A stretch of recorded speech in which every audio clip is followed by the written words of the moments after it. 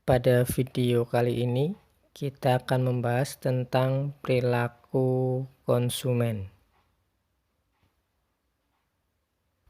Perilaku konsumen pada dasarnya melakukan kegiatan konsumsi, yaitu suatu kegiatan mengurangi atau menghabiskan nilai guna suatu barang atau jasa untuk memenuhi kebutuhan baik secara berangsur-angsur maupun sekaligus. Perilaku konsumen bisa didefinisikan sebagai suatu proses mengambil keputusan dan aktivitas masing-masing individu yang dilakukan dalam rangka evaluasi pendapatan, pengurangan, atau pengaturan barang dan jasa. Perilaku konsumen telah mengalami pergeseran dari era masyarakat tradisional sampai era masyarakat modern, di mana pada masyarakat tradisional masih berperilaku untuk memenuhi kebutuhan hidup sehari-hari dalam hal untuk bertahan hidup. Sedangkan pada masyarakat modern sudah beralih memenuhi kebutuhan hidup sehari-harinya, biasanya mereka lebih menuju pada kesenangan atau prestis. Ada beberapa macam jenis-jenis perilaku konsumen. Yang pertama, perilaku konsumen rasional, yaitu perilaku konsumen dalam melakukan kegiatan konsumsi yang didasarkan pada pertimbangan akal pikiran yang sehat.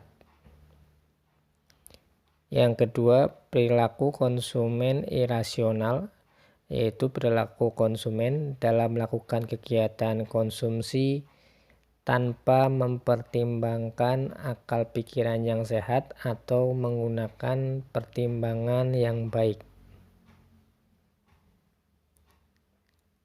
Ada beberapa faktor-faktor yang bisa mempengaruhi tingkat konsumsi masyarakat atau konsumen.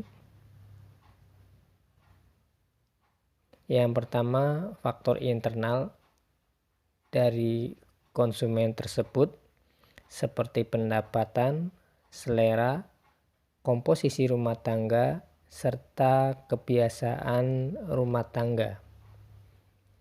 Kemudian faktor eksternal bisa terdiri dari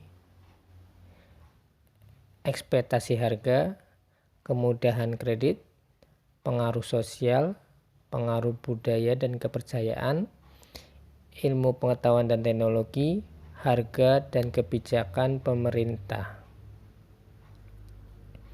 Mari sama-sama kita stop penyebaran COVID-19 dengan cara yang pertama, kita bisa melakukan cuci tangan menggunakan sabun kurang lebih selama 20 menit atau gunakan hand sanitizer untuk membersihkan tangan dari kuman dan virus. Selalu gunakan masker dimanapun pada saat bertemu orang lain.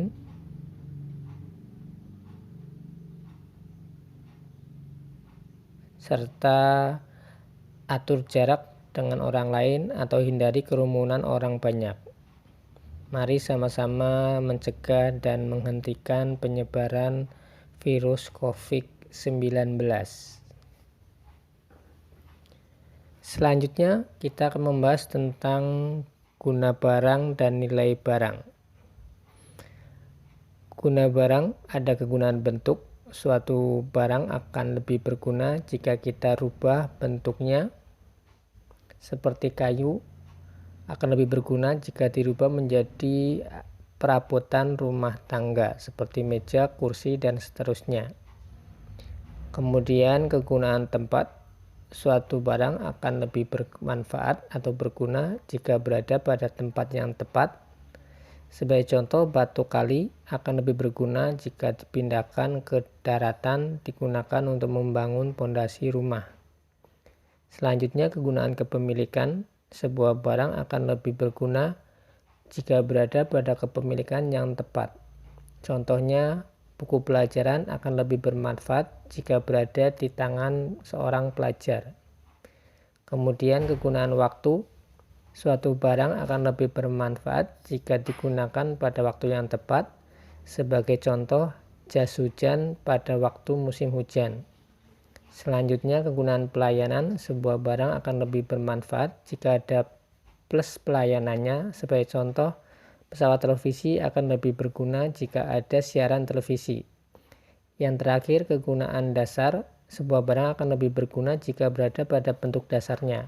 Sebagai contoh, air akan lebih berguna jika masih dalam wujud cair.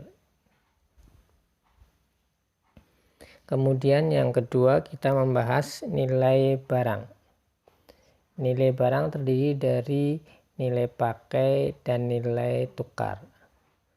Nilai pakai terdiri dari nilai pakai subjektif dan nilai pakai objektif. Nilai pakai subjektif merupakan nilai yang diberikan seseorang karena barang tersebut dapat memenuhi kebutuhannya, sehingga masing-masing orang akan memberikan nilai yang berbeda.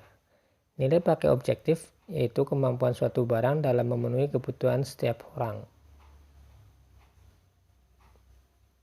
Selanjutnya, nilai tukar. Ada nilai tukar subjektif dan ada nilai tukar objektif. Nilai tukar subjektif merupakan nilai tukar yang diberikan seseorang terhadap suatu barang, sehingga masing-masing orang memiliki nilai tukar yang berbeda terhadap suatu barang. Kemudian nilai tukar objektif, kemampuan suatu barang apabila ditukar dengan barang yang lain. Sekian video pembelajaran kali ini. Jangan lupa untuk klik subscribe dan klik simbol lonceng. Terima kasih, sampai jumpa pada video-video berikutnya.